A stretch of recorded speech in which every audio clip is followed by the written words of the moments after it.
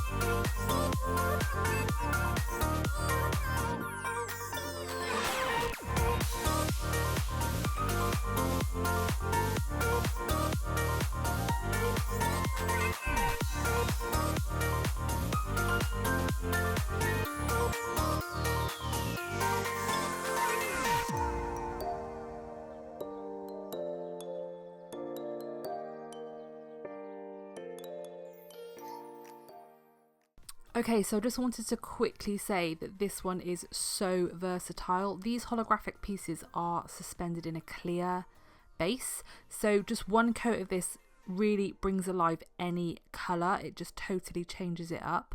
So just thought I'd mention that, just in case you were wondering if it was a silver or a clear base.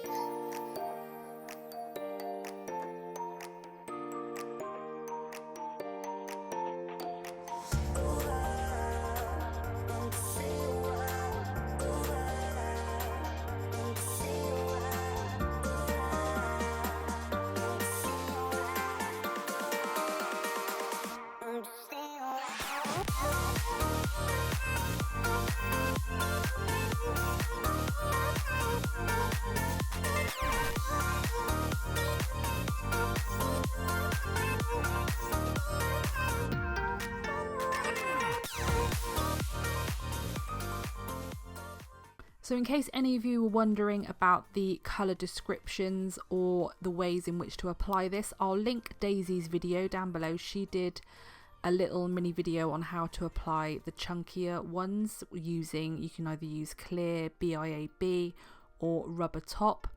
And just have a look at the website because the descriptions on each of these colours is just so good. So just go and have a look. I'll leave the link in the description box. So on the pinky finger I used a fade of #babe, and then for the feature nails I used #blessed, and hopefully you can see there's a matte and shiny contrast, so the whole nail is matte but I just made the glitter section shiny. So I used 2 coats of nude curing in between, and then I just finished off with a matte top coat just so it was nice and smooth for the artwork to go on top. And then I just used a black gel paint. You can use any black gel paint of your choice. And I just basically go in, mark the lines and draw them out, and then cure my design. And then I do finish with another matte top coat because this is going to be a matte and shiny nail. So all the black lines are going to be matte, and then I go in with the glitter gel, cure that, and then I finish off just on the glitter section with the extreme shine top coat.